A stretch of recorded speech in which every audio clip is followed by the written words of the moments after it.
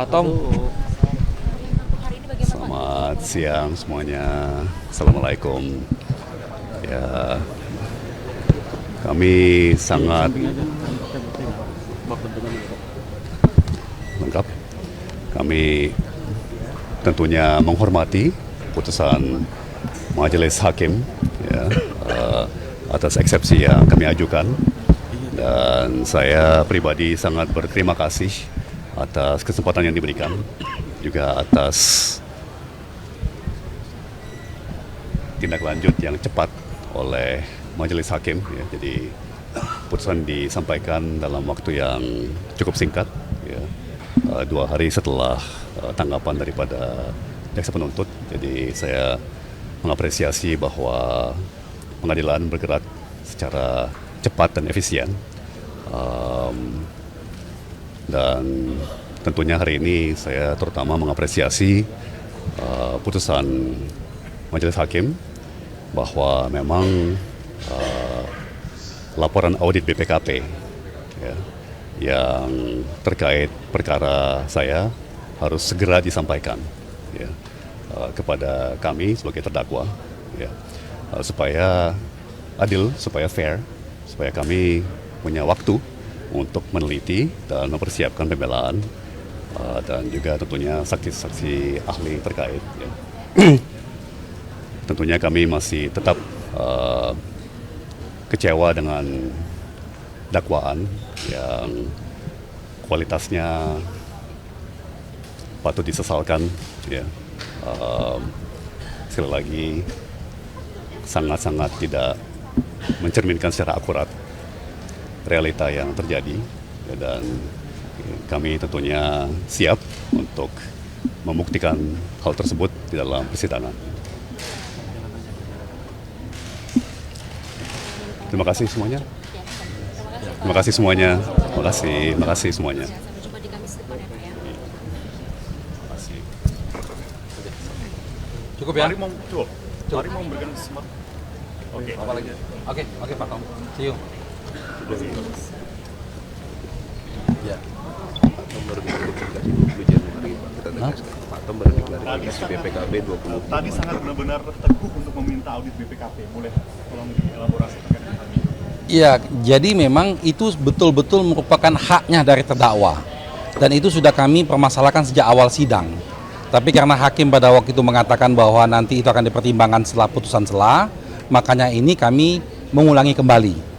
Karena inilah sebetulnya kunci kita melihat bahwa betul-betul ada kerugian negara atau tidak. Bagaimana mekanisme penghitungannya.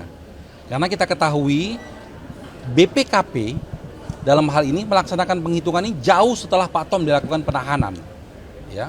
Dan Pak Tom baru sempat diklarifikasi itu tanggal 20 Januari tentang BPKP itu.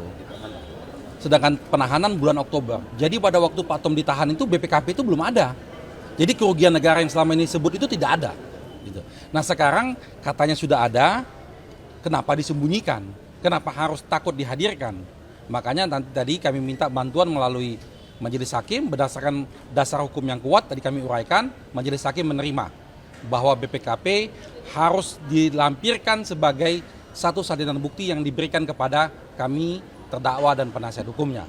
Jadi poinnya ke sana. Itu tadi yang menarik bahwa Bapak bilang bahwa ini dilihat oleh publik sehingga penegakan keadilan, maksud penegakan hukumnya mau ditegakkan seadil-adilnya ini, maksud Bapak seperti apa? Ya kita ketahui bahwa perkara Thomas Trikasi Lembong ini kan menarik perhatian publik.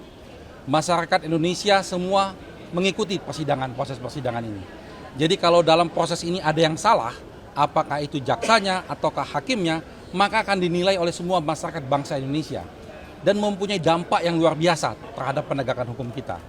Makanya itu tadi kami sampaikan semua dasar-dasarnya, sangat jelas dan sangat clear. Bahkan putusan Mahkamah Konstitusinya kami sampaikan juga. Dengan pertimbangan yang kuat tadi, hakim langsung memutuskan seperti itu. Jadi harapan kita ke depan, ayolah kita bersidang secara fair, kita buka fakta-faktanya secara fair, tidak ada yang tutup-tutupin, supaya betul-betul penegakan hukum ini mencerminkan sikap kita yang ingin bernegara hukum itu tercermin dalam proses persidangan ini. Ya? Ini kan masuk ke tahap pembuktian. Ada saksi-saksi yang dihadirkan. Apakah pihak Bapak akan meminta untuk dihadirkan mantan Menteri Perdagangan setelah Pak Tom untuk katakan membandingkan kebijakan importasi sebelumnya seperti apa atau Ya, itu nanti juga sudah merupakan pertimbangan kami. Karena begini, harus dianggap sama. Karena prosesnya sama. Sebelum dan sesudah Pak Tom prosesnya sama persis. Jadi kalau Pak Tom salah, maka salah semua. Tapi kalau Pak Tom benar, maka benar semua. Harus begitu cara berpikirnya. Karena tidak ada yang membedakan antara kebijakan Pak Tom dengan kementerian yang lainnya. Baik yang sebelum maupun sesudahnya. Ya, termasuk dari periode 2016 sampai kepada periode 2023.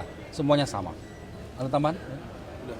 Jadi seperti yang sudah kita dengarkan, memang kita cukup menyayangkan atas putusan eksepsi di mana hal yang paling kita sayangkan adalah Majelis Hakim tidak menguraikan apa korelasi pasal 14 dengan dakwaan yang didakwakan oleh Jaksa Penuntut Umum.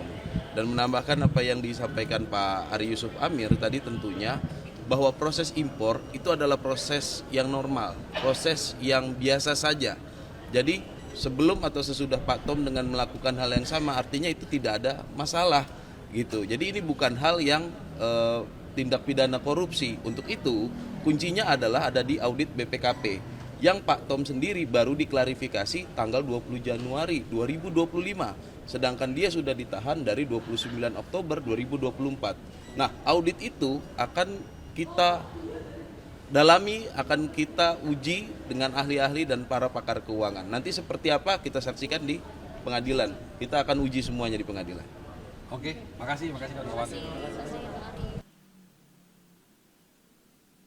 Baik, Pak Ari dan juga Pak Said, terkait dengan putusan setelah hari ini mungkin boleh tanggapannya sedikit, persiapan apa yang sudah dilakukan dari kuasa hukum? Ya, kita menunggu putusan setelah ini, kita banyak-banyak berdoa aja. Karena harapan kita memang benteng keadilan itu bermuara di pengadilan ini.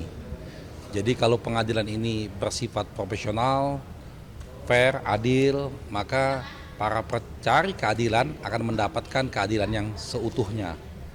Tapi kalau sudah pengadilan penuh di kecemasan karena tersandra, penuh kecemasan karena ada masalah-masalah sehingga memutus